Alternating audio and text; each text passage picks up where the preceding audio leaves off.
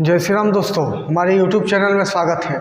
आज हम बात करेंगे देवेंद्र फडणवीस जी के बारे में, जो महाराष्ट्र के उप मुख्यमंत्री हैं। इससे पूर्व मुख्यमंत्री भी रह चुके हैं। तो देवेंद्र फडणवीस क्या चीज़ है, देवेंद्र फडणवीस का कद क्या है, इसको समझेंगे। इससे पूर्व में उनके इतिहास में जाएंगे कि देवेंद्र फडणवीस के परिवार में अटल बिहारी जी का जाना आना था और नागपुर के हैं देवेंद्र फडणवीस जी। वो संघ परिवार से भी उनका सीधा संपर्क है।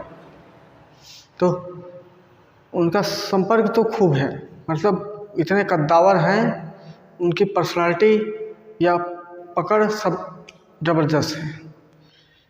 तो क्या है, देवेंद्र फडणवीस इस बार चर्चा के केंद्र इसीलिए बने हैं कि इस बार वो सीएम बनेंगे कि नहीं बनेंगे। तो देखिए, संभावना जताई जा रही है कि अगर पार्टी गठबंधन विन करेगा, महायुति का गठबंधन विन करेगा तो जरूर बनेंगे। इससे पूर्व की घटना में आते हैं। 2-3 साल पहले जब अजीत 2-3 साल पूर्व की घटना पे जाएंगे।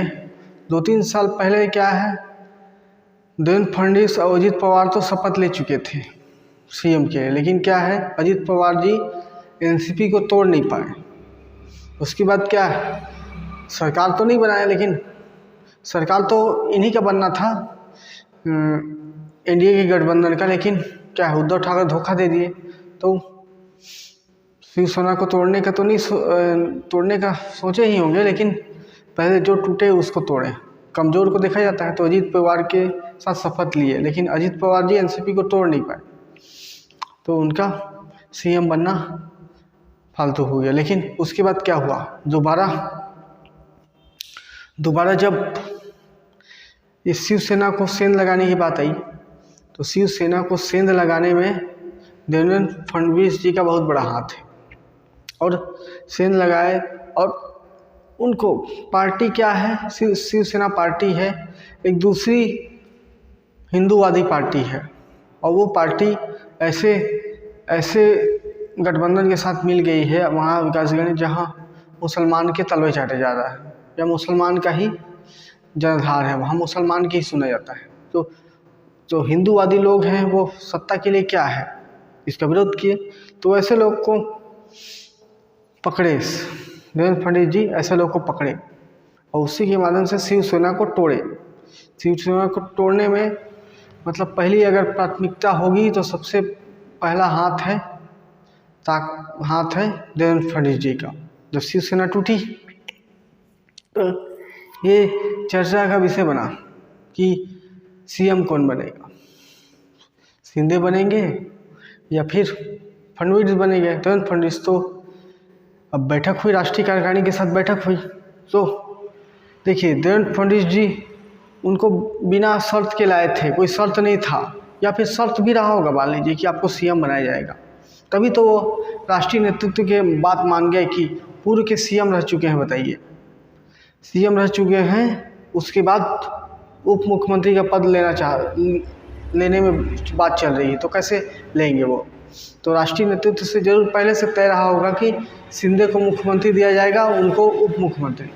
लेकिन राष्ट्रीय संगठन भी सोच रहा होगा कि इनको मुख्यमंत्री दिया जाए, लेकिन क्या ऐसा नहीं हो सका। वो भी राष्ट्रीय नेतृत्व भी सोचा होगा कि हमारे ये आ रहे हैं, शिंदे आ रहे हैं, एकनाथ शिंदे आ रहे हैं हमारे गठबंधन में, तो कुछ तो सोच के आए होंगे, कुछ तो इनका लक्ष्य होगा, कुछ तो स्वार्थ सिद्ध करने के लिए आए होंगे। और ये भी बातचीत हुआ होगा कि हम आपके गठबंधन में आएंगे, एनडीए में आएंगे, तो हमें भी तो कुछ फ़ायदा हो। तो और ये देखा गया कि मान लीजिए बाला साहब ठाकरे सीएम नहीं बन पाए, लेकिन उनका बेटा तो सीएम बना, और इसमें आए फिर वो उप मुख्यमंत्री तक सीमित हो जाते, तो बड़ा विकट परिस्थिति हो जाता। तो उसी के लिए उनको सीएम बनाया गया राष्ट्रीय नेतृत्व के माध्यम से। राष्ट्रीय नेतृत्व उनको सीएम बनाया,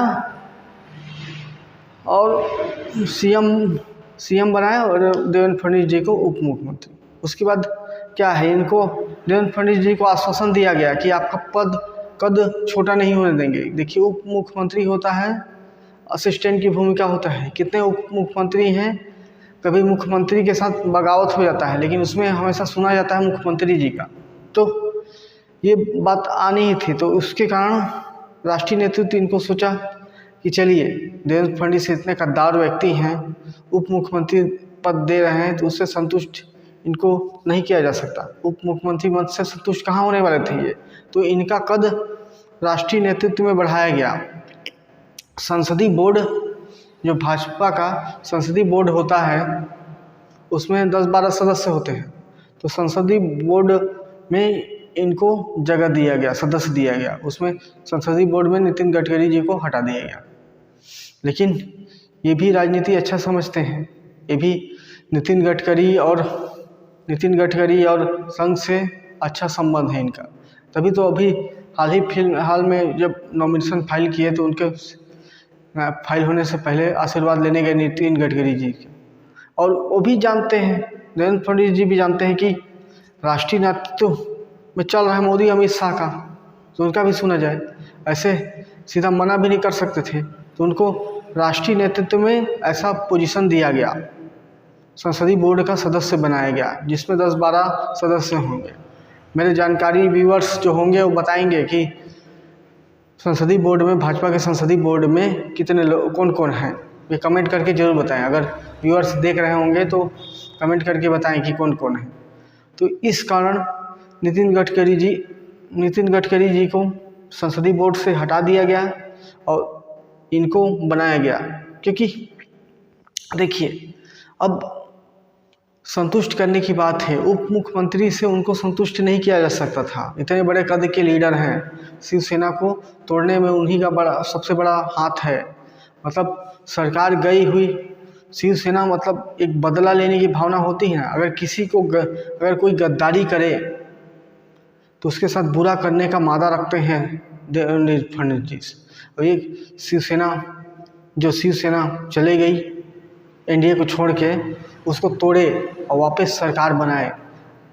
बहरहाल फिर बाद में अजीत पवार जी भी आए, तो उन दोनों को अजीत पवार और देवेंद्र फडणवीस मुख्यमंत्री बने। तो कितना बड़ा काम किए। इस एक गद्दारी करने वाले लोगों को सबक सिखाया गया है।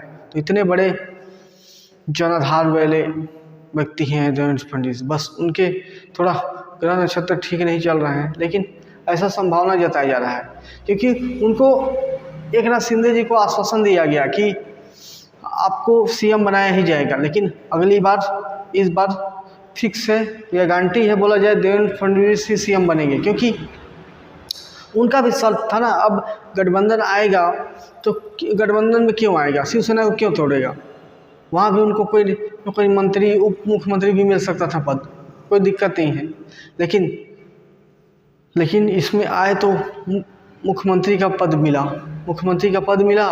उसके बाद ये भी बातचीत हुआ होगा, अगला बार अगर सरकार बनती है हमारी, तो इस बार आप बनिए, अगले बार देवेंद्र फडणवीस जी बनेंगे। तो इस बार ऐसा माना जा रहा है कि राष्ट्रीय नेतृत्व चुनाव किसी के भी नेतृत्व में लड़ा जाए, लेकिन मुख्यमंत्री के प्रबल दावेदार देवेंद्र फडणवीस जी ही हैं, उनके अलावा कोई नहीं है। क्योंकि एकनाथ शिंदे, ये भी एक फॉर्मेलिटी, औपचारिकता भी हो गई पूरी कि मान लीजिए ऐसा होता कि शिवसेना पार्टी वहाँ गई तो क्या मिला उसको, तो कम से कम 2.5-3 साल उनको सीएम का पद तो मिला गया, सारे संवैधानिक पद दिया गया उनके, मतलब जितने भी पार्टी में पावर हो या सरकार में पावर हो, पूरा पावर दिया गया। तो इसके बाद एकनाथ शिंदे भी ऐसा नहीं है कि रुष्ट होंगे, वो देवेंद्र फडणवीस के नेतृत्व में जरूर ऐसी सरकार बनाएंगे ही बनाएंगे। अगर जीतते हैं तो, और हार गए तो कोई बात ही नहीं। तो ये देवेंद्र फडणवीस जी इतने कद्दावर व्यक्ति हैं, जो उप मुख्यमंत्री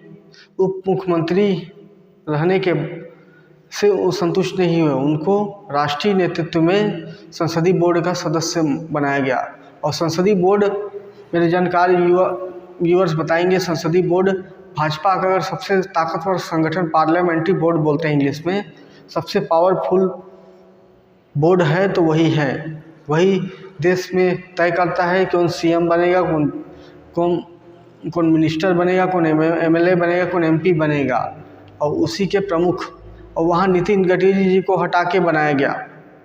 नितिन गडकरी जी का कद भी छोटा किया गया, लेकिन नितिन गडकरी जी का संपर्क, ये कांटेक्ट टाइट है, इसीलिए तो इनका न विभाग बदला गया, न मंत्रालय बदला गया, न मंत्रालय से हटाया गया, न विभाग बदला गया। इनको एज इट इज वही मंत्रालय मिला, क्योंकि नितिन गडकरी जी भी संघ के और सरकार के सबसे ताकतवर व्यक्ति में से 4-5 व्यक्तियों में शुमार हैं।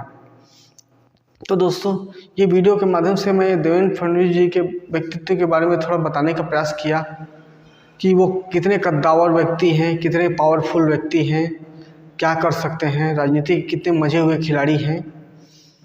तो ये बात था। आई होप आप लोग को ये वीडियो अच्छा लगा होगा। वीडियो अच्छा लगा हो तो लाइक करें, चैनल पर नए हैं तो सब्सक्राइब करें और दोस्तों को शेयर भी करें। धन्यवाद दोस्तों।